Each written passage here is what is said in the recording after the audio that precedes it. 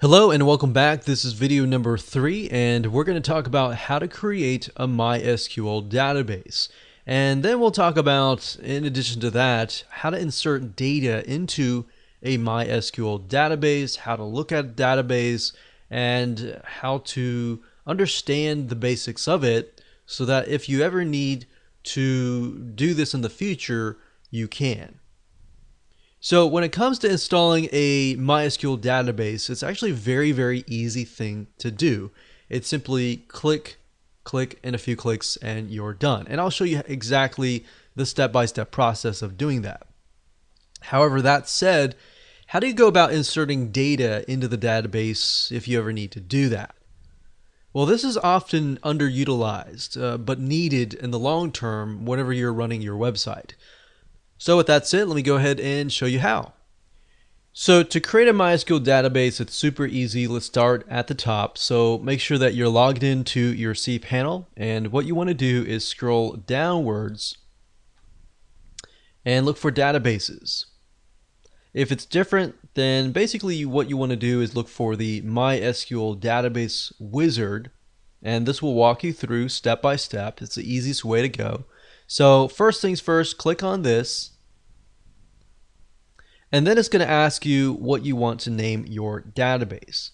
Now, this right here is going to be your domain name, so it's going to be different for different people, and you don't have to worry about that.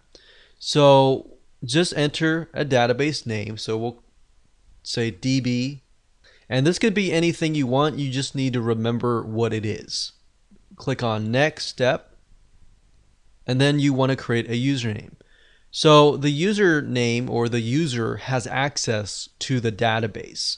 So this is separate. So you're creating a username and then you're creating a separate database so that user has access to that user. All right. So let's put that in here. We'll just say user1. And then of course you want to do a password. And what I usually like to do is click on password generator, because then you choose a very complex password. So you can click generate password here. I'm going to pause this video right now and create a random password, and we'll copy it down here. So once you're done with that, you just click on the checkbox that says I have copied this into a safe place and I am ready to use the password, and then it automatically enters it here. So as you can see, it is a very strong password, and we click create user. The next step is step 3, is to add the user to the database. And to do that, all you have to do is click on all privileges and click next step. And that's it. So now what you need to do is, hopefully you have saved the password to a very safe place. Usually what I do is I open up Notepad and then I save it here. Now, in addition to that, I usually try to save this right here. So if you're installing a web script, typically what it'll do is it'll ask you for your database name. And the database name is the full text between these quotation marks. So I'm going to copy that over here. So that's the database name. So I usually do db equals this, and then the user equals this. And keep that in a safe place. So as you can see, that's how easy it is to create a MySQL database. Now what I want to do is click on return to MySQL databases.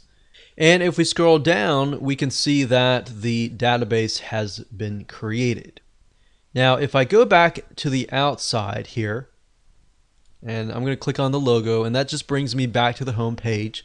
I'm going to go back down and look for PHP MyAdmin.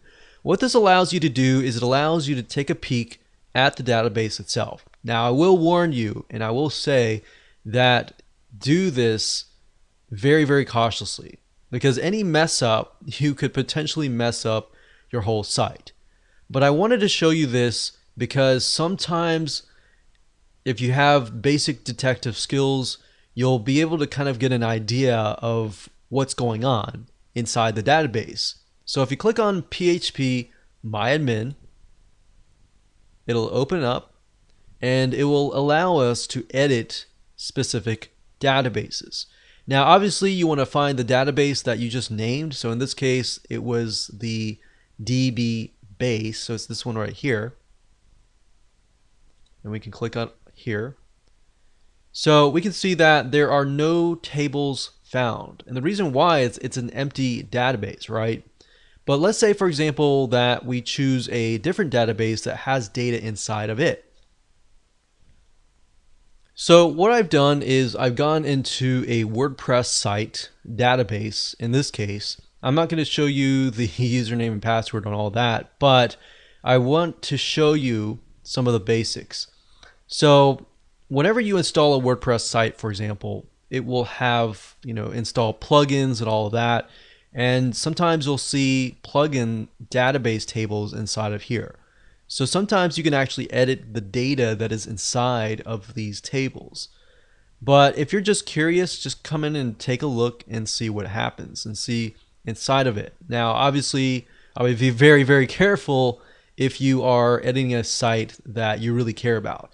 But by doing this and just looking at it, not really changing anything, this really gives you an idea of what is happening on the back end of your website.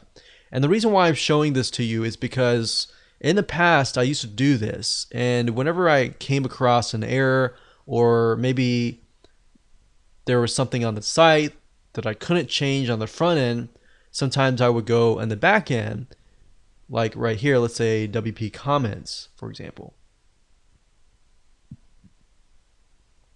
You could see comments and all that here. So what I'm showing you this is you can actually replace existing data with data that you want. And just coming through here and being able to see what's happening on the back end really allows you to see what is happening in your site.